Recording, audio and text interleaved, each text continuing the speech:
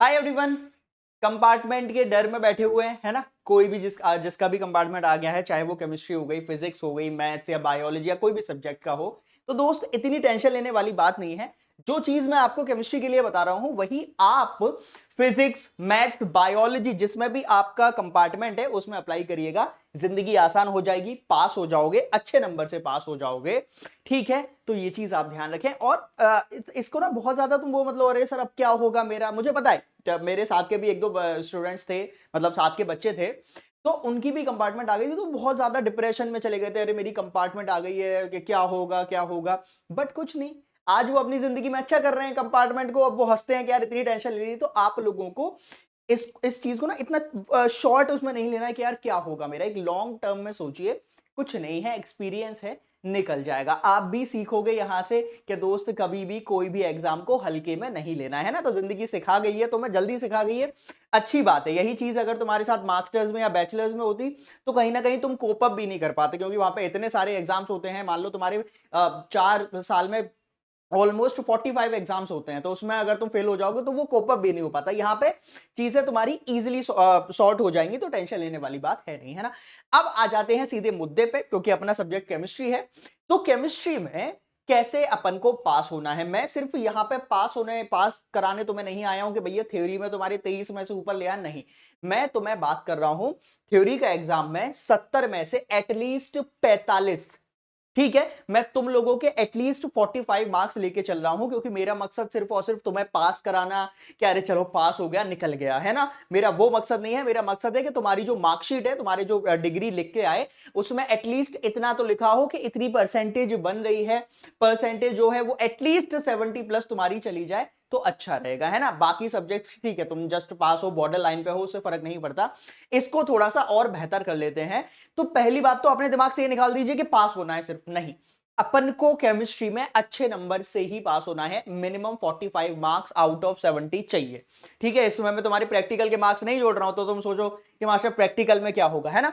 तो ये चीज आपको ध्यान रखनी है। अच्छा, अब शुरुआत कैसे करनी है, तो उसके लिए मैं आपको 2-3 चीजें पहले ही बताता हूं। यहां पे अगर आओगे तो ये है आपका सिलेबस, जो कि तुम लोगों ने पूरी साल नहीं देखा। अगर देखा होता और अच्छे से यहीं से पढ़ाई करी होती तो कभी कंपार्टमेंट आई नहीं होती, बट अब आई है। तो सुनिएगा इसको कैसे कोप अप करना है। सबसे पहले यहां पे अगर आप देखोगे, मैं ब्राइटनेस और कम कर देता हूं, अब बढ़िया दिख रहा होगा। कुछ कुछ चीजें नोटिसेबल हैं जो तुम लोगों ने बहुत मिस करी है ना। वो क्या है, वो ये है कि हेलो एल्केन्स, हेलो अरीन्स से नीचे आप चलते हुए चलोगे, ये चैप्टर्स जो हैं वो ऑर्गेनिक केमिस्ट्री में आते हैं। इतना तो पता होगा, ऑर्गेनिक, फिजिकल, इनऑर्गेनिक, है ना। तो ये वाले जो चैप्टर्स हैं वो आपके ऑर्गेनिक केमिस्ट्री में आते हैं। हेलो एल्केन से लेके बायोमोलिक्यूल, हालांकि बायो के मॉलिक्यूल बायोकेमिस्ट्री का है, but we'll keep this also in our organic chemistry, ठीक। तो ये है मेरे पास। अब जब यहां पे देखोगे तो ये ओवरऑल जो आता है वो आता है 33 मार्क्स का। ध्यान से सुनना, बहुत प्यारी बातें बता रहा हूं, जिससे तुम्हें एक चीट कोड होता है ना, वो क्रैक कर पाओगे कि क्या पढ़ना है। हेलो एल्केन से हेलो बायोमोलिक्यूल्स 33 मार्क्स का आता है, कैलकुलेट कर लेना, मुझे पता है। उससे पहले, उससे ऊपर जो आता है ये है इनऑर्गेनिक केमिस्ट्री, ये आती है 14 मार्क्स की। ध्यान से सुनिएगा, इनऑर्गेनिक केमिस्ट्री 14 की, ऑर्गेनिक केमिस्ट्री 33। ऊपर जो बचे हुए हैं यहां पे अगर आप देखोगे तो ये हो गए तुम्हारे 23 marks, which is of course physical chemistry. Physical chemistry, inorganic chemistry, organic chemistry. जिसको भी इसमें दिक्कत है पहले एक बारी देख लो, है ना। Organic, inorganic, physical. तो दोस्त इतना तो मालूम पड़ गया कि यहां से जो ऑर्गेनिक केमिस्ट्री मेरी है वो सबसे ज्यादा मार्क्स कैरी करती है। तो अब तो ये नो ब्रेनर हो गया। अब तो तुम्हें ज्यादा सोचने की जरूरत नहीं है कि मार्क्स जो हैं वो ऑर्गेनिक से आएंगे। तुम कितने भी न्यूमेरिकल कर लो, कितना भी कर लो, कुछ नहीं होगा। अगर तुमने इसको छोड़ दिया, भैया तुम इसको छोड़ दो, तो तुम्हारे कितने नंबर बचे? 33 नंबर यहां से चलेगा 70 में से, तो तुम्हारे 37 मार्क्स बचे।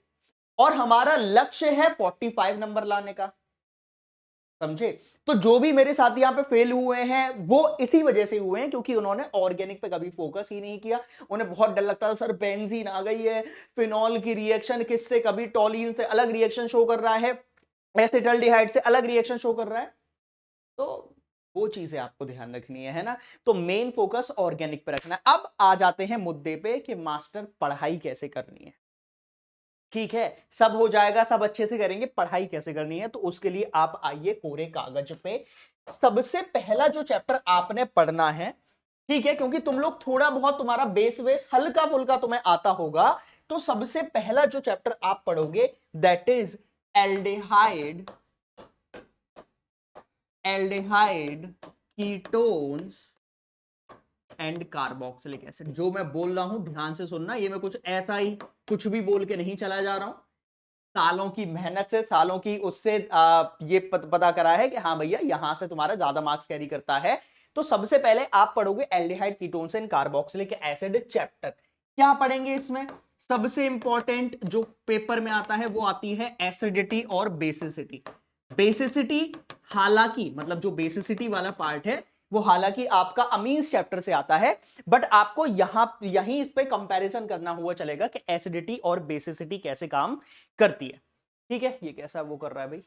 हाँ बढ़िया। तो एसिडिटी बेसिसिटी आपको पढ़नी है। सारी नेम रिएक्शन, जितनी भी इंपॉर्टेंट नेम रिएक्शन है, यहां पे जो भी मैं लिख रहा हूं एल्डोल, और एल्डोल का भैया है कैनेजारो। ठीक है, एक ना एक आता है, एल्डोल आएगा तो कैनेजारो नहीं आएगा। ठीक है, जो भी मेरे पास रिएक्शन है, यहां पे अपनी हो गई कोलबे। ठीक है, कोलबे। उसके बाद कोलबे का भैया आता है, क्योंकि ये दोनों भाई भाई हैं, एक में सैलिसिलिक एसिड बनता है, इसमें सैलिसिल्डिहाइड बनता है, रीमर टीमैन। मैं सारे चैप्टर्स की नेम रिएक्शन यहां पे लिख रहा हूं। जब आप ये कर लोगे उसके बाद बेहद इंपॉर्टेंट फ्रीडल क्राफ्ट, बेहद इंपॉर्टेंट फ्रीडल क्राफ्ट रिएक्शन। और फ्रीडल क्राफ्ट में भी जो ज्यादा प्रायोरिटी में रखोगे वो असाइलेशन वाली रखोगे। हालांकि दो होती हैं, असाइलेशन होगी और एल्काइलेशन, है ना, असाइलेशन और एल्काइलेशन, बट असाइलेशन वाली आपके में ज्यादा आती है। अब ये असाइलेशन एग्जैक्टली क्या होता है? मतलब एडिशन ऑफ ये वाला ग्रुप, खत्म। इसको आपने ऐड करना है तो ये आता है असाइलेशन में। तो aldehyde ketones, aldol, Cannizzaro, Kolbe, reamer टीमन, Friedel craft. और फिर तो तुम्हारी छोटी छोटी रिएक्शन होती है, जैसे अमीन्स में जब आप आओगे तो बहुत इंपॉर्टेंट है गैब्रियल थैलेमाइड। प्लीज, जो मैं रिएक्शन यहां पे लिख रहा हूं ये नेम रिएक्शन तो कभी मत छोड़ना। गैब्रियल थैलेमाइड हो गई, उसके बाद आती है अपने पास विलियमसन सिंथेसिस, विलियमसन सिंथेसिस। और एक दो ऐसी देखो, जैसे दो नेम रिएक्शन है, दो नेम रिएक्शन कौन सी है? एक है मेरे पास फेंकलिस्टीन और एक है स्वार्ट्स। जो भी मैं नाम बोल रहा हूं इनको लिख लो कॉपी में। ठीक है, अब ये सब तुम्हें लग रहा होगा मास्टर हम खुद करेंगे, नहीं मैं कराऊंगा। कब कराऊंगा? रुक जाओ, सब्र रखो, सब बताऊंगा, सब बताऊंगा, सब्र रखो। तुम लोग बहुत जल्दी में रहते हो कि मास्टर क्या करें।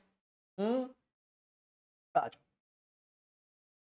गैब्रियल थैलेमाइड, विलियमसन सिंथेसिस मैंने आपको बता दी। उसके बाद मैंने आपको दो नाम लिए, चलो मैं लिख ही देता हूं।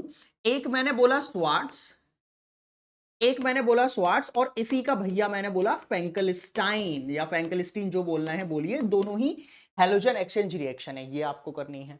उसके बाद और दो पेयर में आते हैं ये, जैसे एक है वुड्स, वुड्स रिएक्शन, और दूसरी हो गई मेरे पास फिटिक रिएक्शन। इससे ज्यादा मैं रिएक्शंस आपके लिए लिखना नहीं चाहूंगा, क्योंकि तुम लोग बहुत ज्यादा कंफ्यूज हो जाओगे। आप अभी के लिए जो नेम रिएक्शंस हैं वो आप इतनी कर लीजिए। ये मैं ऑर्गेनिक के बारे में ज्यादा फोकस कर रहा हूं, सारा कुछ बताऊंगा, लेकिन ये है ऑर्गेनिक का। आप चाहो तो स्क्रीनशॉट ले सकते हो, वीडियो रोक के आप इसको लिख भी सकते हो। मैं बढ़ता हूं आगे। और क्या करना है मास्टर? और ऑर्गेनिक केमिस्ट्री में नेम रिएक्शन हो गई, कुछ कुछ आपकी केमिकल रिएक्शंस भी हैं जो कि मैं अपने सेशन में कराऊंगा। तो आप अपने लिए जो मैं तुमसे बोल रहा हूं वो आप लोग ये करिए। ठीक है, ये आप लोग ये करिएगा। अच्छा, अब मैं आगे बढ़ूं, यहां तक कहानी क्लियर हो गई। अब आ जाते हैं इनऑर्गेनिक केमिस्ट्री पे, प्लीज ध्यान से सुनिएगा। अब आ जाते हैं इनऑर्गेनिक केमिस्ट्री पे, बहुत इजी। इनऑर्गेनिक तो हलवा। देखो, इनऑर्गेनिक केमिस्ट्री के बारे में जब मैं बात करूंगा तो उसमें जो मेरे पास दो चैप्टर है ना, डी एंड एफ और कोऑर्डिनेशन। अगर मैं पहले कोऑर्डिनेशन के बारे में बात कर लूं, हालांकि पहले डी एंड एफ आता है, चलो कोई नहीं, पहले कोऑर्डिनेशन के बारे में ही बात कर लेते हैं। ये चैप्टर में सिर्फ और सिर्फ दो ही टॉपिक हैं जहां से 99% क्वेश्चन आता है, and those are valence bond theory, valence bond theory and crystal field theory. भूल गए होगे, मैं कराऊंगा। क्रिस्टल फील्ड थ्योरी ध्यान है, थोड़ी बहुत ध्यान है। D2sp3 है, T2GEG, T2E, ये वाले ध्यान है या नहीं ध्यान है? ये तुम्हारे CFT में आते हैं, ठीक है। Inner orbital complex, outer orbital complex, paramagnetic, diamagnetic, tetrahedral बनेगा या स्क्वायर प्लेनर बनेगा या ऑक्टाहेड्रल बनेगा, वो किस में पढ़ते हैं? PBT में। 99% यहां से आता है, 1% अगर क्वेश्चन आएगा तो IUPAC आ जाएगी, कोई भी कोऑर्डिनेशन कंपाउंड की, कोई भी कोऑर्डिनेशन तुम्हें देगा, कोऑर्डिनेशन कॉम्प्लेक्स देगा, वहां से आपको उसकी IUPAC पूछ लेगा। Now coming to E and F। अब आ जाते हैं D एंड F पे। जब मैं D and F block elements के बारे में बात करता हूं तो ये रिलेटिवली सारे चैप्टर्स में से सबसे इजी है, क्योंकि ये थ्योरेटिकल चैप्टर है, ठीक है। तो यहां पे तुम्हारे रीजंस बहुत पूछे जाते हैं कि भैया बताओ ऊपर से नीचे जाने पे ऑक्सीडेशन स्टेट का क्या रहता है, लेफ्ट टू राइट जाने पे साइज कैसा रहेगा, आयनाइजेशन एनर्जी कैसी रहेगी, ठीक है। सबसे इंपॉर्टेंट टॉपिक जो इसका है वो है लेंथनॉइड कॉन्ट्रैक्शन, और जब लेंथनॉइड आ जाता है तो इसके साथ आप एक्टिनॉइड कॉन्ट्रैक्शन भी लिख दीजिएगा, एक्टिनॉइड कॉन्ट्रैक्शन। उसके बाद आते हैं आपका यहां पे इलेक्ट्रॉनिक कॉन्फ़िगरेशन, ध्यान से सुनिएगा। उसके बाद आता है इलेक्ट्रॉनिक कॉन्फ़िगरेशन, और इलेक्ट्रॉनिक कॉन्फ़िगरेशन में भी जो मेरे पास वाले होते हैं जिंक, कैडमियम, Hg, ठीक है। इससे पीछे वाला मतलब कॉइनेज वाला, इसको मत लिखो कॉइनेज, ये इसमें फंसोगे तो ये आपके आते हैं। क्लियर? क्लियर है? हाँ भाई, एक बारी बोलो। तो ये चीजें बहुत इंपॉर्टेंट है, बेहद इंपॉर्टेंट है। अगर आप ये सब कर लोगे, D एंड F में इजीली कर लोगे, तो आपको कोई प्रॉब्लम नहीं आएगी। ऑब्वियसली एक और जो मेरे पास रहता है वो अपने पास हो गया ऑक्सीडेशन स्टेट है, और सबसे ज्यादा इंपॉर्टेंट D एंड F में सबसे ज्यादा इंपॉर्टेंट है ऑक्सो अनायंस। तुम्हारे में 2 ही ऑक्सो अनायंस हैं, इसको प्लीज आप चाहो तो इस वाले डब्बे में बंद कर लीजिएगा। आपके में 2 ही ऑक्सो अनायंस हैं। कौन कौन से ऑक्सो अनायंस है? ध्यान है? अरे इन्हें कैसे ध्यान होगा, ध्यान होता तो ये हालत। KMNO4, KMNO4 और K2Cr2O7, पोटेशियम डाइक्रोमेट और potassium permanganate, these are the 2 oxonines which we have to study. We have to study their structures, इनकी केमिकल प्रॉपर्टीज, इनकी केमिकल रिएक्शंस, इनके कलर चेंजिंग प्रॉपर्टीज के ऑरेंज डाई से ये कैसे change होता है। तो ये सब आपको D and F block elements में पढ़ना है दोस्त। यहां तक एक बारी देख लीजिएगा, कोई डाउट है तो मुझे बता देंगे।